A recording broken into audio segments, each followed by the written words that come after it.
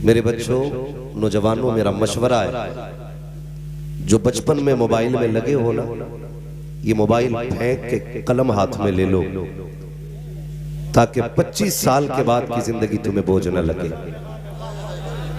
और ये बात मैं पूरी जिम्मेदारी के साथ कह सकता हूं, जो बच्चे बचपन में मोबाइल चलाया करते हैं, अपने फ्यूचर, अपने मुस्तकबिल, अपने आने वाली जिंदगी के बारे में नहीं सोचते, वो आगाह हो जाएं। जो आज मेहनत नहीं करेंगे कल भीख मांगेंगे, और भीख का कटोरा भी हर एक के हाथ में नहीं आएगा। अल्हम्दुलिल्लाह, अल्हम्दुलिल्लाहि रब्बिल आलमीन, वल आक़िबतु लिल मुत्तक़ीन, वस्सलातु वस्सलामु अला रसूलिहिल करीम, अम्मा बअद, फ़अऊज़ु बिल्लाहि मिनश शैतानिर रजीम, बिस्मिल्लाहिर रहमानिर रहीम, या अय्युहल्लज़ीना आमनु दुख़ुलू फ़िस्सिल्मि काफ़्फ़ा,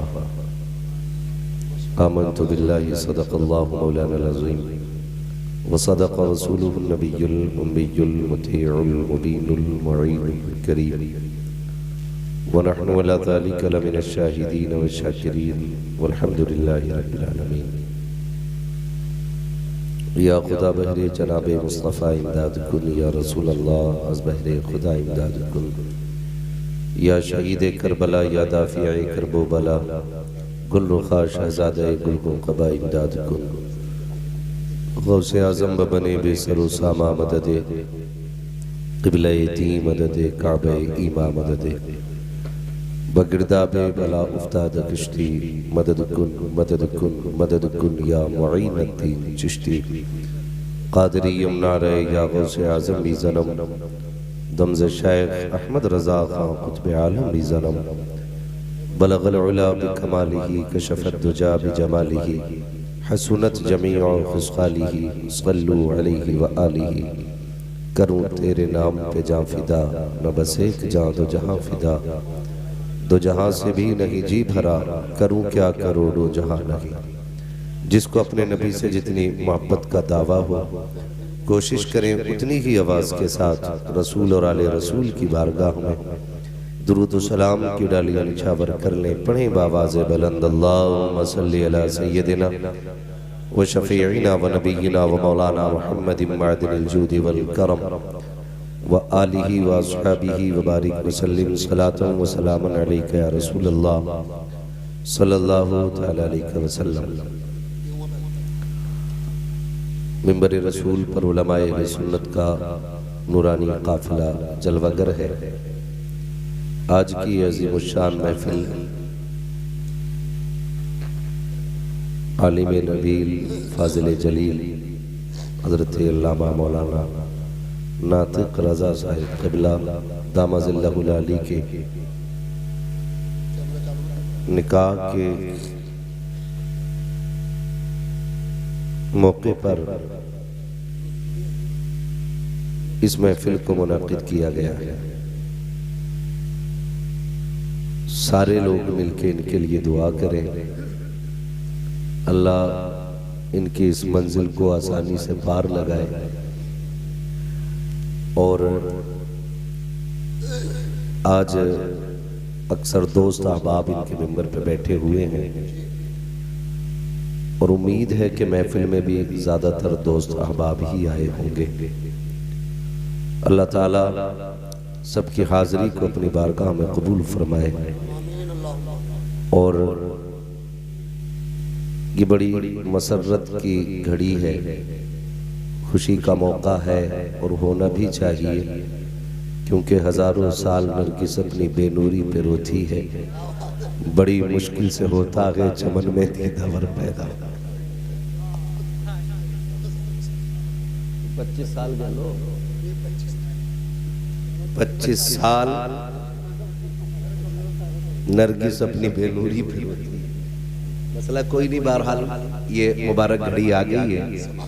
इनके लिए फिर से दुआ करें, अल्लाह इनकी ज़िंदगी में बरकतें अता फरमाए। जिनकी शादी नहीं हुई है, अल्लाह उनके भी सरों तक सेहरे पहुँचाए। हाँ, वो इसके बारे में लोग कहते हैं कि ये ऐसा लड्डू है जो खाए वो भी पछताए, जो ना खाए बोले जो ना खाए जिधर देखो उधर ही इश्क के बीमार बैठे हैं, हजारों मर चुके और सैकड़ों तैयार बैठे हैं। तो ये यकी बात दिख रही है। इंशाल्लाह आप सेहरे देखेंगे भी, भाई नातिक रजा साहब के सर पे सेहरा है। कुछ दिन के बाद इंशाल्लाह अज़ीज इन्हीं के दोस्त मौलाना शुएब साहब की भी सेहरा बंधेगा। हाँ, अल्लाह करे सबके सेहरे बंधे। ठीक है जी। जिनके बंद गए हैं वो बहुत घुर्रा के देख रहे हैं, वो देख रहे हैं कि भाई बड़ी खुशी मना रहे हैं, जरा 3 दिन गुजरने दो, मौलाना नातिक से फिर मिलेंगे। अल्लाह सलामत रखे और अल्लाह सबको बरकतें अता फरमाए। खैरियत है आप लोग? मेरी बात समझ गए ना मैंने क्या कहा था? हाँ हाँ, बहुत समझदार लोग हैं। इस मौजू पे तो बड़ी तेजी से दिमाग चलता है सारे लोगों का। कभी कभी कहते हैं तकरीर समझ में नहीं आई, मगर ये सबको आ जाती है।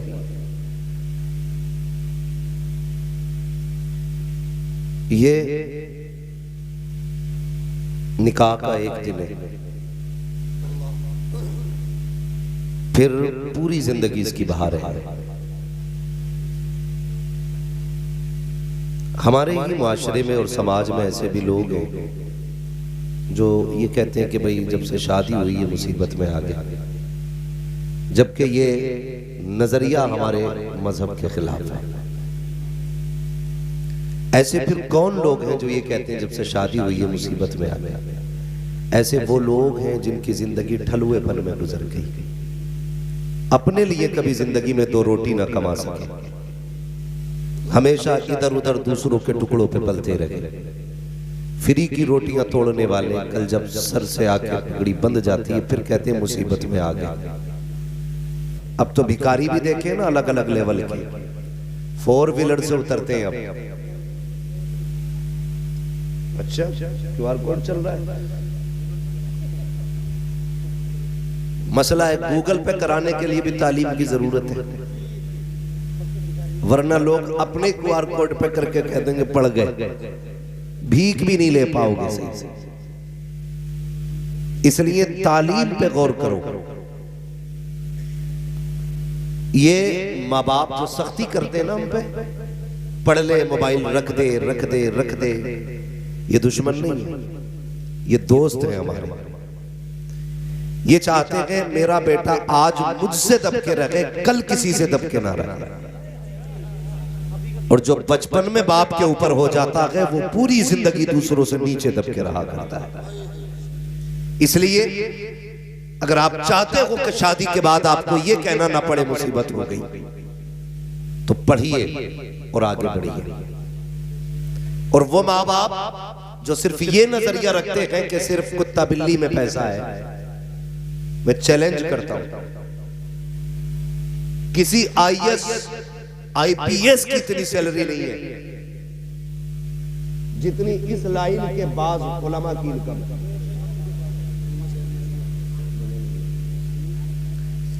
ये बात जहन नशीन कर लें, IAS IPS की इतनी इनकम नहीं जितनी रब ने इल्मे दीन हासिल करने वालों की इनकम रखी है। रह गई बात किसी की 5 क्यों है 6 क्यों है, तो पहली बात यूं समझ लें, तनकीदी दुनिया है, तनकीदी मिजाज है। मैं चूंकि एक दीवाना मिजाज आदमी, फतवे कमरे में लगाना करके वहां बात होगी, लेकिन कह जाऊं हम हुजूर की उम्मत में हैं, हम हुजूर की उम्मत में हैं। रब ने 50 दी थी, हुजूर ने 5 हम तक पहुंचाई, 45 माफ करा दी। रब ने कहा महबूब परेशान क्यों होता है, मैं 5 के आगे एक 0 और लगा के 50 का जवाब दे दूंगा। तो जिन लोगों की 5000 तनख्वाह है ना, अल्लाह उनके 5000 में 50,000 की बरकत अता फरमाया करता है। ये भी है, मैंने 80,000 रुपए लेने वाले टीचरों को हाथ फैलाते देखा, लेकिन 5,000 लेने वाले इमाम को हाथ फैलाते नहीं देखा। इसलिए कि उसके गुजारे सिर्फ रकम से नहीं होते, उसके घर के गुजारे मदीने वाले के करम से हुआ करते हैं। तो ये तो जहन से निकाल दीजिए कि सुकून सिर्फ कुत्ता बिल्ली, इसे भी पढ़िए, वरना वही पैरासिटामोल जो 75 पैसे की आती है वही काल पोल। ये सारी टेबलेटें उल्लू बना के 75 रुपए में एक दी जा रही है और पूरा देश गधा बना खड़ा है। कोई इस बात पर ऑब्जेक्शन इसलिए नहीं उठाता कि वो टैक्स ले रहा है, उसे तो मिल रहा है ना सिग्नेचर का पैसा, जाता किसका है? गरीब का। अगर आप पढ़ जाएंगे ना तो जरूरी नहीं है कि आप महंगी कंपनी की दवा लें, आप साल्ट देख के 1.5 रुपए की टेबलेट में भी काम चला सकते हैं। इसलिए तालीम बहुत जरूरी है। पढ़ेंगे इंशाअल्लाह, शादी करेंगे इंशाअल्लाह, माशाअल्लाह, अल्लाह सलामत रखे। ये शादीशुदा लोग बोल गए इंशाअल्लाह। मेरा सवाल तो उन लोगों से था जिनकी नहीं हुई, ठीक है जी। और जो शादीशुदा बोले वो भी गलत नहीं है। अल्लाह सलामत रखे सारे लोगों को। मैं बस कुछ चंद बातें आपसे कर लूं, सुने जरा तवज्जो से। तवज्जो है सारे लोगों को?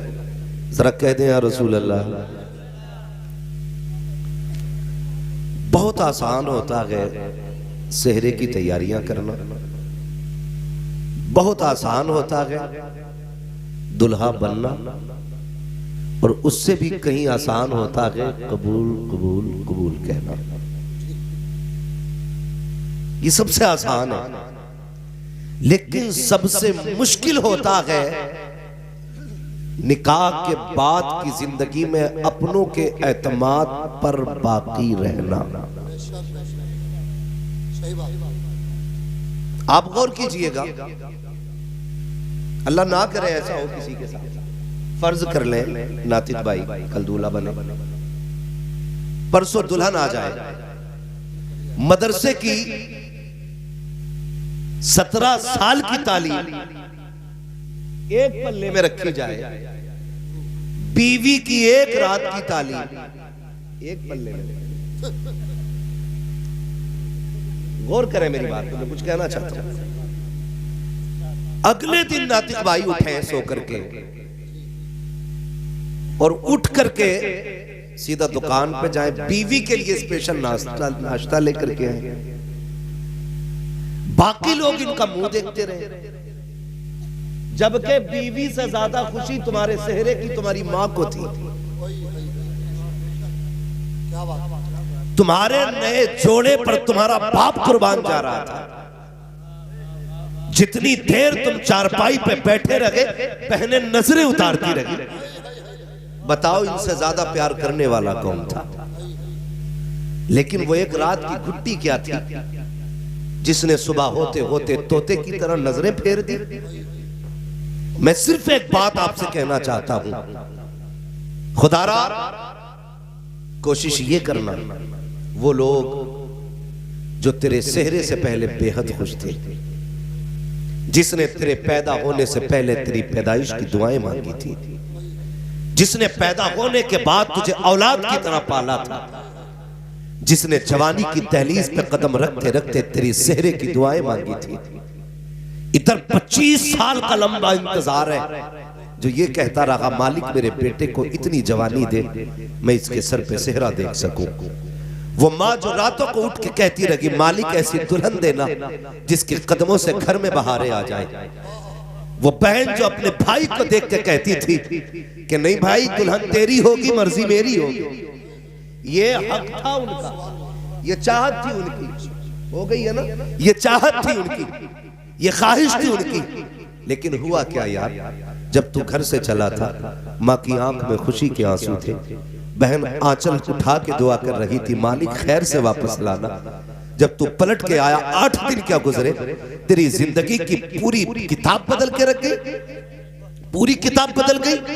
जिसने जिंदगी भर तेरे लिए सेहरे की दुआएं मांगी, आज उनसे चेहरा फेर के चलता है। माँ से कहता माँ तेरे लहजे बदल गए। होश में रहना, माँ कभी भी बहू से नहीं लड़ती है। अहले इल्म तवज्जो करें, और आप भी अगर समझ में आए तो बात समझ ले मेरी।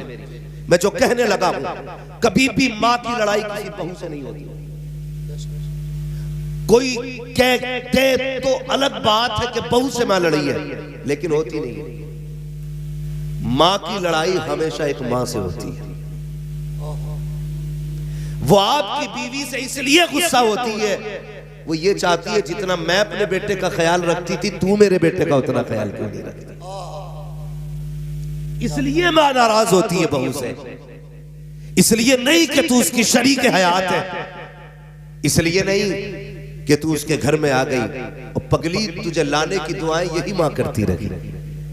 तेरे घर में आने के लिए इसी ने लंबे सजदे किए थे, आज तो इसके लिए बुरी क्यों हो गई। लेकिन इसको कब तकलीफ होती है, जब बेटा बिना नाश्ता किए घर से नाराज होकर निकलता है, तब माँ का कलेजा टुकड़े टुकड़े होता है। जब शाम को थक के आता है और तेरी काय काय में आकर के बिना खाए सो जाया करता है, तब माँ को दुख हुआ करता है। वो भूल सोचती है कि मैं जब मेरा लाल था ये कितना भी नाराज होता था, मैं इसको मनाए बगैर कभी सोया नहीं करती थी, कभी मैंने इसको 25 साल तक बिना खिलाए सोने नहीं दिया था। आज तो इसकी कमाई खा रही है, लेकिन मेरे बेटे को तो लुक में क्यों नहीं दिए, तू तो चैन से सो जाती है। लेकिन एक माँ को रात भर नींद नहीं आया करती है, फिर दौड़ के मौलवी के पास जाती है, तावीज दे दो सांस लड़ रही है, दुआ कर दो सांस लड़ रही है। मत जा किसी मजार के मजाबिर पे, मत जाओ किसी लुटेरे के पास, बस इतना कर लो उसके बेटे की इज्जत कर लो। खुदा की कसम तावीज उतना असर नहीं करेगा जितने बेटे की मुस्कुराहट तेरे घर में खुशियां ले आए।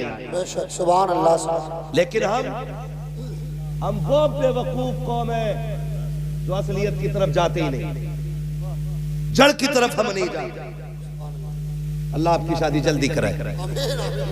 हाँ, हम असल की तरफ बढ़ते ही नहीं, हम जिम्मेदार माँ को ठहरा देते हैं। खुदारा मेहरबानी करे, घरों के हालात बेहतर करे, घरों के हालात बेहतर करे। और बेटों से भी गुजारिश है, आप भी थोड़ा सा लिमिट में रहा करें, आप भी लिमिट में रहा करें। मैं ये नहीं कहता कि किसी की बेटी को घर से निकाल दो, मत निकालो यार, वो सब कुछ तुम्हारे लिए छोड़ के आ रहे हैं, सब कुछ। हम सऊदी चले जाते हैं 4 साल के लिए, 2 साल के लिए, तो हमें अपने दोस्तों की कितनी याद आती है। फिर बेटियों का तो अजीब मुकद्दर है, जिंदगी भर के लिए बाप की दहलीज छोड़ देती है, सिर्फ तुम्हारे लिए ना, और तुम यहाँ के उनका कुत्ता बिल्ली बनाओ, तो फिर गैरत आनी चाहिए। मैं ये भी नहीं कहता किसी पे सितम करो, और मैं ये भी नहीं कहता माँ बाप को नजरअंदाज करो। खुदारा ये अल्लाह करे सब सेहरे पहने, लेकिन सेहरे का मतलब ये नहीं हो जाता है माँ बाप से दीवार खड़ी कर ली जाए।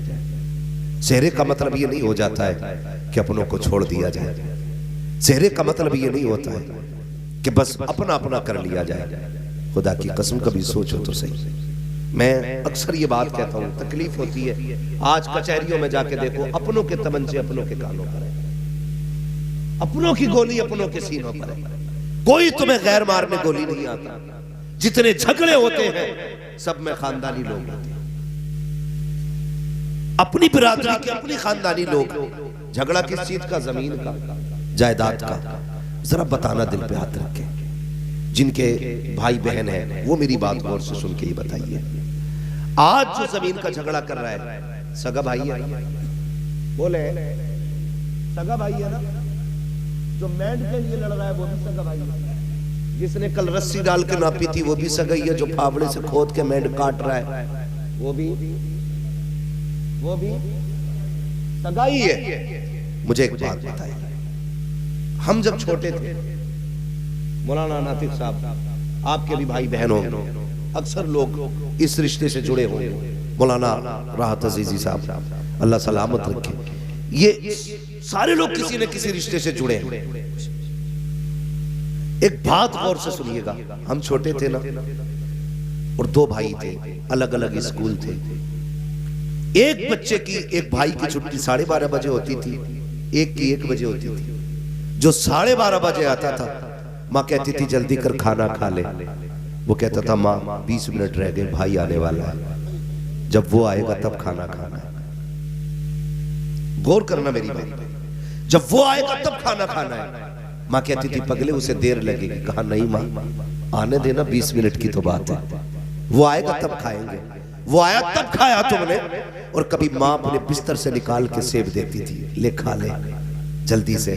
तो हम क्या कहते थे, नहीं माँ मेरा भाई आधा उसके लिए रख दे। और ये तुमने भी देखा होगा, जब अपने घर के अंदर बच्चों में कोई चीज आप तकसीम करते हैं ना, तो बच्चा पहले अपना हिस्सा लेता है, फिर मुट्ठी बांध के कहता है मेरे भाई का भी दिया। किससे कहता है? अपने बाप से कहता है बेटा कि ये तो मेरा है, भाई का भी दो। वो किधर है? कहा वो बाहर खेल रहा है। बता तो सही, जब तू छोटा था उसके हिस्से की चीज की तुझे फिक्र रहती थी, उसके बगैर तू खाता नहीं था। वो नहीं आता था तो दस्तरखान पे तू नहीं बैठता था। आज बता तो सही, दहलीज भी वही है, रिश्ते भी वही है, रगे भी वही है, लहू भी वही है, खानदान भी वही है, चेहरे भी वही है, नाम भी वही है, रिश्ता भी वही है, लेकिन दूरियां क्यों हो गई है? पहले भाई को छोड़ करके तुम एक प्लेट में खाते नहीं थे, आज भाई के सामने तुम एक लुकमा खाने तैयार नहीं होते हो। कितनी दूरियां पैदा हो चुकी है।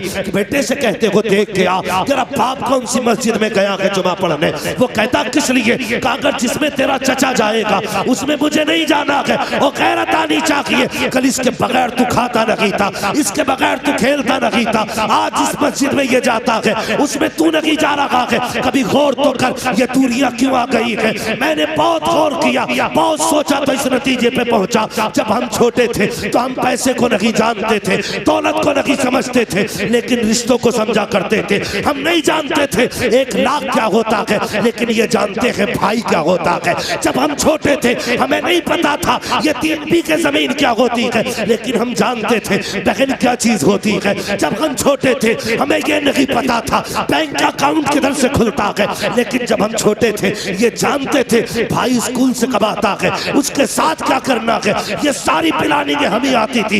ये दूरियां किस लिए हो गई? जब से पैसे गिनने आ गए दूरियां होनी शुरू हो गई। जब से जमीन की पहचान हो गई दूरियां होनी हो गई शुरू। जब से पैसों की तादाद बढ़ी अपनों के रिश्ते टूट गए। मैं इस नतीजे पे पहुंचा, जब तक दिल के अंदर दौलत नहीं थी रिश्ते थे। जब से दौलत आई है दिलों से रिश्ते निकल गए हैं। तुम्हें खुदा का वास्ता किसी भी दौलत को रिश्तों के मुकाबले में मत लाना, इसलिए कि दौलत मेहनत से मिल जाती है, रिश्ते खुदा की कसम नसीबों से मिला कर। नारे तकबीर, नारे रिसालत, नारे हैदरी, मसलके आला हजरत अल्लामा मुफ्ती हम्माद साहिब।